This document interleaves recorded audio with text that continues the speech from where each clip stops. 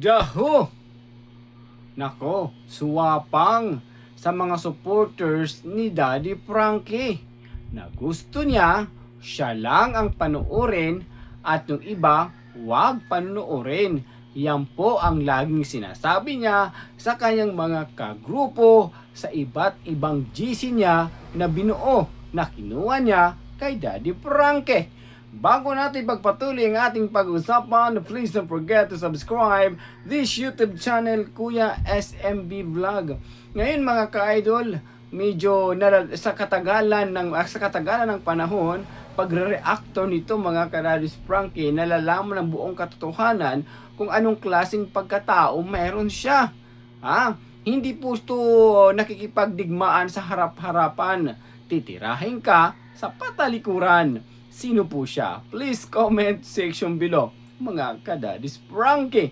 Dahil alam naman natin mga ka-idol, kung reactor po mga ka-idol, kung totoo po yung mga hinanaing mong pagtulong kay Daddy Frankie, wala kang ugaling na ipagramot ang yung mga kagrupo na manood ng iba't ibang nagre-react. Nagbibigay opinion dito sa social media. Bakit pinagkakaitan mo? Nagselos ba? O sariling kapakanan lang ang iniisip mo? Hindi mo iniisip ang kapakanan ni Daddy Frankie. Kung may mga opinion po kayo dyan mga ka-idol, please comment section below. Kasi dito sa social media, kung ganong pang-uugali mo ay wala. Baka lahat kalaban mo punto por punto, lalong-lalo na kung sa community ka. May community kang hinahawakan o rinireaksyonan. Ganun lang po dun mga ka-idol. Lagi nilang tatandaan sana na nandyan siya sa community ni Daddy Frankie as a reactor. Siya na siyang naging ehemplo, maging modelo sa lahat ng mga gagawin niya para ma-impluwensyahan ng iba na tama at karapat-dapat na gayahin ang isang reactor na ito.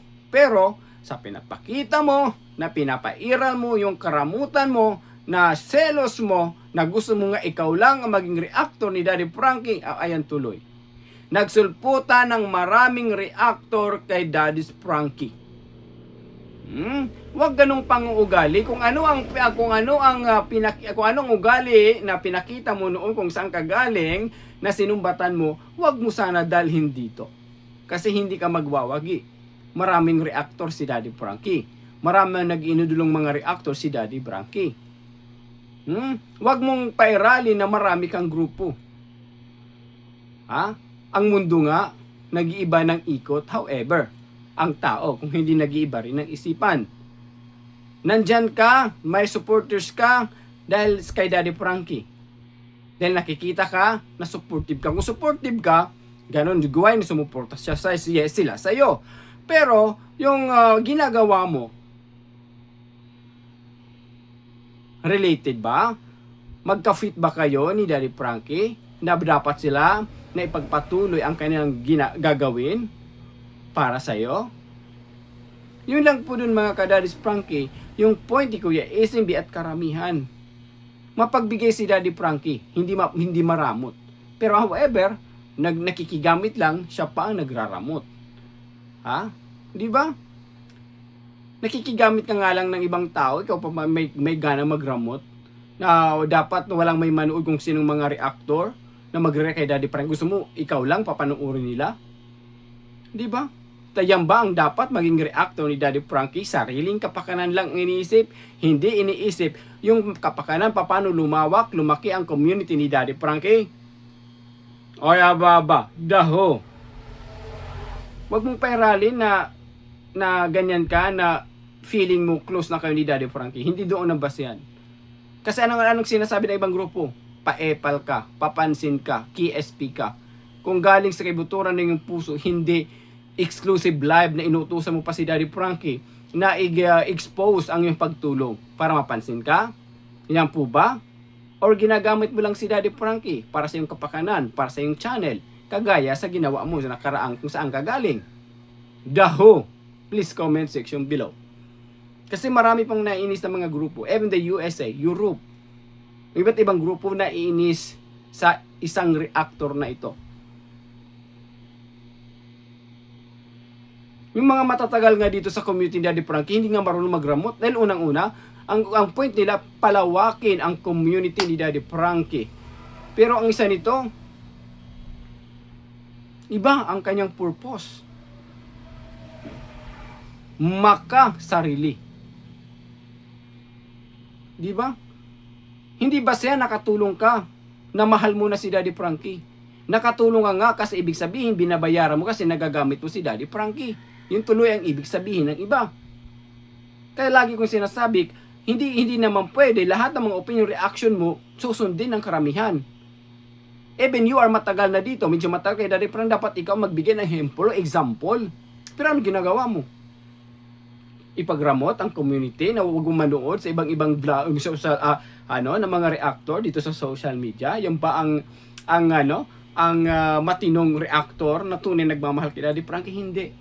Doon natin masusukat mga ka-Daddy Frankie, sinasamantala niya ang kabaitan ni Daddy Frankie, sinasamantala niya yung kabaitan at gusto niya na lagi siyang nasusunod kung anong gusto niyang gawin. Dahil unang-una, masusunod niya si Daddy Frankie kasi malaking naibigay ko tulong dun eh. Walang problema po dyan. Kahit anong gagawin mo, okay lang kahit masira si Daddy Frankie.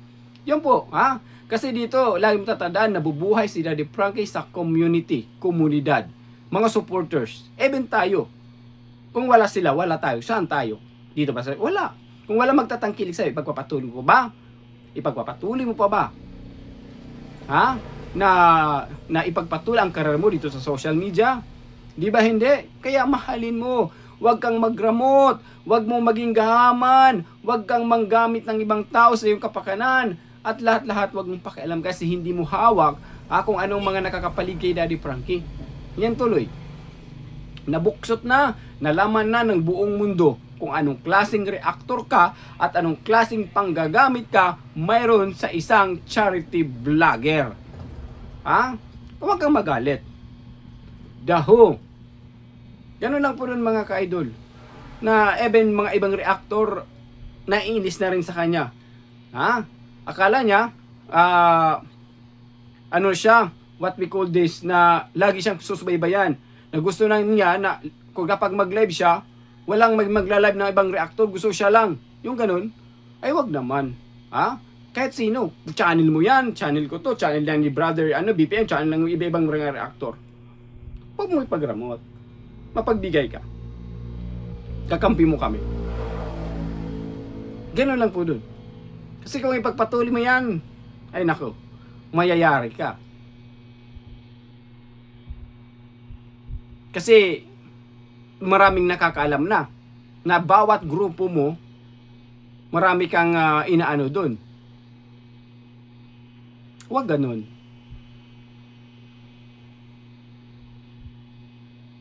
Huwag mong pairalin kagahaman mo, huwag mong pairalin yung feeling mo ikaw ang tama, feeling mo ikaw ay nasa kapangyarihan. Siguro, hindi naman siguro mali na mag-accept tayong pagkakamali, magpakumbaba, hindi yung grabe yung banat mo. Huwag mong lukuhin ng tao dahil alam ng maraming tao na sometimes naluluko ka rin. Daho! Please comment section below. Akala niya natutuwa ang mga tao sa kanya. Akala niya na magaling na siya sa magaling. Ganun lang po yung point dun. Wag ganun.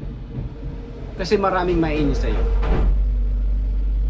Alright? Maraming maiinis sa'yo.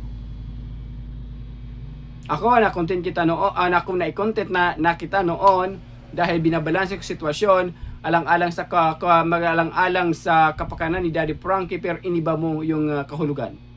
Binigyan mo ng masamang kahulugan. Anong sinabi mo sa GC nyo?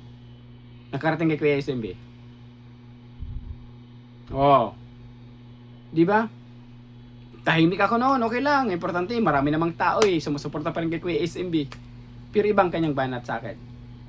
Alright? Ganun lang po dun. Kasi ayaw niya lamangan siya. Ayaw niya na gusto niya lagi siyang tama, na wala siyang mali. Alright? Wag ganun, wag mong pakiutin. Wag mong paikutin ng ibang tao. Kung napapaikot mo man iba dahil nabayaran mo, pero yung ibang mga supporters, matagising yan nung tayo nga buhay yan, nakikinig at nakikita kung sino nagkakamali at sino ang tama. Alright? Ganun lang po doon mga ka-Daddy Frankie yung point ni Kuya SMB. Pakinggan naman natin sa mga ka-idol. Ang aking nabigyan kong pansin muna. Hindi nga ako binibisitan yun eh. Hi, tanong ko lang kung kilala mo ba si Jolina? Anong kanya? Yung mga ka-idol kasi po mga ka-Daddy Frankie na ano lang naman ni ka-idol kasi nga even si si Brother BPM parang inano din niya parang binira din niya si Brother BPM na doon sa GC nila mga ka-Daddy Frankie na nang nawala ako na doon sa na-upload ni Brother BPM na nagsabi mismo ito sa kaniyang mga supporters doon kagrupo niya na huwag panuorin si Brother BPM. Tama po ba yun? Kaya po mga ka-idol na dito natin masusukat na dahan-dahan na na kasi hindi po to tama hindi po to tama yung kanyang mga ginagawa. Nandiyan niya para kay Daddy Frankie tapos ngayon iba ang kanyang papakita ang ugali na nandun yung point na si Daddy Frankie mabait. Wag naman na siya ang makakasira kay Daddy Frankie kasi pinopromote siya. Alright?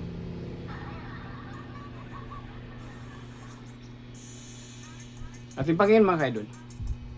Wala akong sinasabi na mag-subscribe kayo kay Inday Friday. Tuloy niyo pa rin pagpanood sa kanya.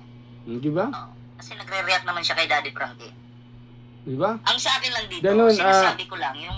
Ganon kabait si Brother BPM kahit binibira na siya pero ganun pa rin siya na parang nagbibigay ng second chance sa kanyang kino-content ngayon mga ka-idol. Kahit iba na ang timpla ni Inday Okray pero tuloy-tuloy pa rin ang kanyang kabaitan na at kahit papaali natin magbago si Inday Okray sa sitwasyon na ito. Gusto kong sabihin. Di ba? Ako never akong nanira sa'yo, Inday Okray. Hindi ko ginawa yan. Di ba? Pero sana, request ko lang, wag mo nang ituloy-tuloy yan. Focus ka na lang dyan sa mga nire-reactionan mo. Well, mga ka-Daddy why mga ka-Daddy Frankie na kasi dito si Brother BPM kapag kaya niya titiisin yan. Titiisin ka. Pero kung sobra-sobra na marami ng tao may involved, marami ng tao na nadadamay dito, pati mga sponsor ni Daddy Frankie nadadamay na rin sa kapalpakan, sa makasariling ugali ni Inday Okray, hindi na kayo ito, na nabigyan ng time, kasi itong tao to busy, doon siya mag-focus, doon siya mag-boom. Kaya kahit medyo, binigyan siya ng time, binigyan na ng time si Inday Okray, kahit paano gumising si Inday Okray ang kanyang pagkakamali, na grabe ang kanyang mga banat sa mga bagong reactor dito sa social media. Lalo kung mag-react kay Daddy Frankie, iba ang kanyang timpla, punto por punto. Ang gagawa ng issue. Kasi malalaman at malalaman ko yan. Ariwala ka sa akin. Malalaman at malalaman ko yan. Kaya, payo ko lang sa'yo, no? Huwag ka nang gumawa ng ingay. Marami kang mga kalaban. Ako ba talaga? Ako sa'yo, gawin mo, mag-reaction ka na lang ng mag-reaction kay Daddy Frankie. Yun, tapos ang usapan. Yung gagawin mo kaming pulutan dyan sa GC nyo, hindi po. Ayun na nga, yung sabi niya na mag-reaction ka na mag-reaction si Inday Okray. Tama po dun mga kaidol. Kasi ang problema, nagre-reaction nga siya. Pero kapag nakikita na hindi siya napapansin ng mga banda sa mga taong supporters ni Daddy Frankie, iba na ang kanyang timpla mga Daddy Frankie. Mag-iikot yan sa social media at magkakalkalin sa kung sino mga reactor. Ganun po siya mga ka-idol. Kaya nga, na namin, na yung mga supporters ni Inday Okray, hindi naman ko nila lahat, na ayaw ng ibang reactor na may manonood sila, may mapanood sila. Kaya gusto nila si Inday Okray lang. Sabi ko pa during my live noon, mga ka-idol, kung ayaw nyo sa akin, it means nandito kayo para kay Inday Okray, hindi para kay Daddy Frankie. Kasi nandito si KSMB for Daddy Frankie, hindi para kay Inday Okray. Binabalanse ko lang sitwasyon na maging tama balanse, alang-alang sa kapakanan, reputasyon, dignidad ni Daddy Frankie na hindi siya masira sa pang-uugali ni Inday Ocray na pinapakita dito sa social media na grabe na, punto por punto. Kaya wag po tayo magtaka na kung bakit maraming mga reactor din nagrereklamo, nag-abot kay Inday Ocray dahil hindi na po tama ang kanyang ginagawa. Tutan dyan sa GC nyo, hindi pwede. Okay?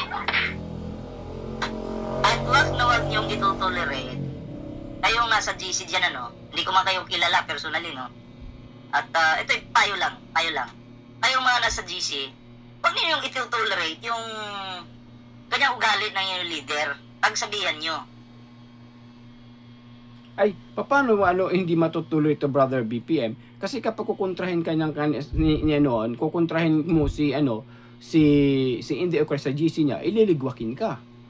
Siyempre itutuloy yan kahit masakit man sa dibdib ng kanyang mga kagrupo, sa ginagawa niya, nag-ano na lang sila, behave na lang sila. Unang-una, kapag magsalita ka, regarding kung kukontra ka sa kanyang kagustuhan, liligwakin ka.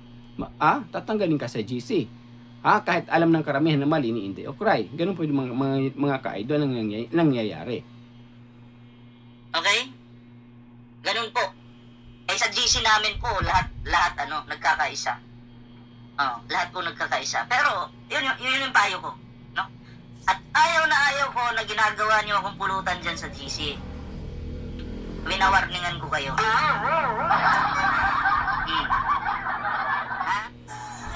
Yun po mga ka-idol. Yung point ni Kuya SMB. Sorry po Brother BPM kung medyo nakakuha ko ng konting video sa iyo. Gusto ko lang din na mapakita din sa publiko kung ano ba ang mga ginagawa ni Inday Ocray na hindi na tama sa publiko. Na doon ko rin nasusukat na hindi pala si Kuya SMB naka-observe noon. Ang aking pag-detect noon, yung bagong salang lang ako dito sa community ni Daddy Frankie, yung kutob ko tama pala. Tama pala yung kutob ko. Na ayaw talaga ni Inday Ocray ng mga reactor na magabaguhan dito sa social media kasi baka matabunan siya punto por punto. At ayaw ni Inday Ocray na mayroong siyang kompetensya. Kasi ang dinadahilan niya, malaking utang na loob ni Daddy Frankie dahil malaki ang naibibigay niyang pera kay Daddy Frankie punto por punto. Yun doon siya sumusukat kung bakit nagagawa niya yung mga ganitong gawain na kahit mali, okay lang sa kanya.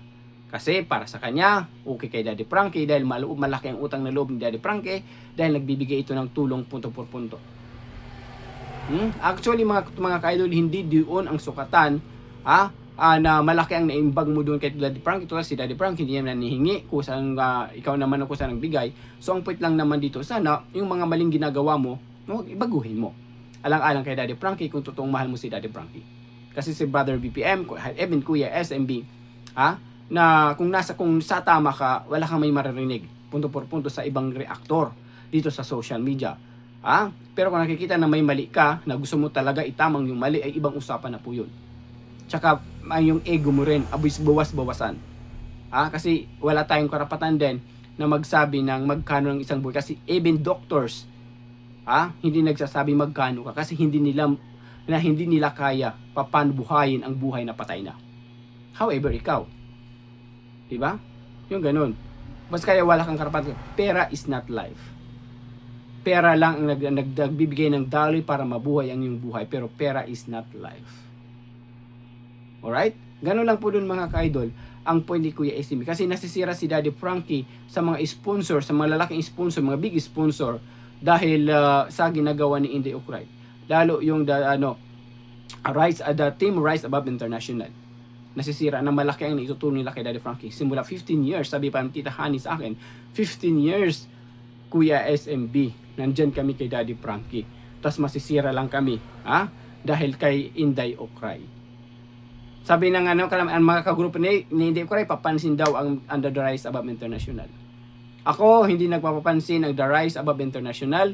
Binabalansi lang nila ang sitwasyon. Inday Ocray and Ansing noon para magiging proteksyon ni Daddy Frankie at mabalance ang sitwasyon na si Daddy Frankie hindi masira at hindi magawa ng issue regarding po doon. Kasi alam naman natin, na alam nandun yung point na hindi ibig sabihin na kinakampihan Rise Above International Group si Ansing. Ang point nila doon, i-balance ang sitwasyon sa kapakanan ni Daddy Frankie. Yun lang po doon mga ka-idol, yung point ni Kuya SMB. Nang even the Rise Above International. Even hindi lang po sila, marami pong mga grupo, mga ka-idol na nag-PM kay Kuya SMB punto por punto na hindi talaga tama ang ginawa ni Inday Ukray. Pero hindi lang, akala ko nagtumahimik na, okay na, naku mga ka-idol, iba pala. May ilan mga nagsumbong na dumating kay Kuya SMB Macararis Frankie na iba ang banat ni Inday Ukray sa kanyang mga kagrupo. Yung ngayon may kagrupo siya doon na siguro na inis na, nagalit na sa kanyang mga ginagawa, na i-share to sa ibang grupo din. Kasi ang group, may ka-GC siya doon, kasali din sa GC dito, nagkaroon na ito ng connect. Nalaman tuloy ang buong katotohanan, ang ugali ni Anse, ang ugali tuloy ni Inday Ukray, na hindi tama as a reactor, as a charity vlogger. Kasi gusto niya, kung ano ang nasa desisyon niya, yun ang masusunod. Wala siyang pakialam kung sinong admin, dapat siya ang masunod. Yun po ang nangyayari po mga kaidol sa ngayon. At ang nangyayari din po ngayon, dapat walang ibang susuportahan ang kanyang mga kagrupo ng mga reactor. Gusto siya lang dapat panoorin, wala nang iba. Di ba? So it means nandito siya sa community ni Daddy Frankie, hindi para kay Daddy Frankie. Para sa sariling dignidad, para sa sariling kapakanan ng kanyang channel. Ginagamit lang niya si Daddy Frankie para makakuha ng supporters punto por punto. Yung po doon ang katotohanan. Huwag mo pagramot kahit sino. Kasi ina nga sabi ni Brother PM, marami kang makakaaway dito sa social media. Sabi nga niya ni BPM na ipagpatuloy mo na pag-react. Huwag ka nang mangialam sa mga ibang grupo. At huwag mong pairalin ang gahid mong uugali na didadali mo dito sa social media. Maraming salamat. Hanggang dito na lang po mga kaidol. Ang mission ni Kuya SM, magkaisa magtulungan para maging solido-pulido this Frankie community sa tulong po ninyo. Basta nakasatwiran at nasa tama, ipaglaban mo. Again, this is Kuya SMB. Para sigurado punto por punto, pack na pack and full na full. Have a good day everyone. Ingat, God bless. Sa mga bang pasok, don't forget to subscribe again. Kuya SMB Vlog, Ballpoint Man, Daddy's Frankie, at ibang pang-iptron. Pagtulong-tulungan na lang po natin. Alang-alang sa community ni Daddy Frankie. Huwag natin ipagramot ang mga supporters ni Daddy Frankie. Ang importante, ma-spread ang pangalan ni Daddy Frankie ng masagana, maayos, at hindi mabahiran ng ini-issue punto por punto. Hanggang dito na lang. God bless. Mabuhay tayong lahat and I love you all.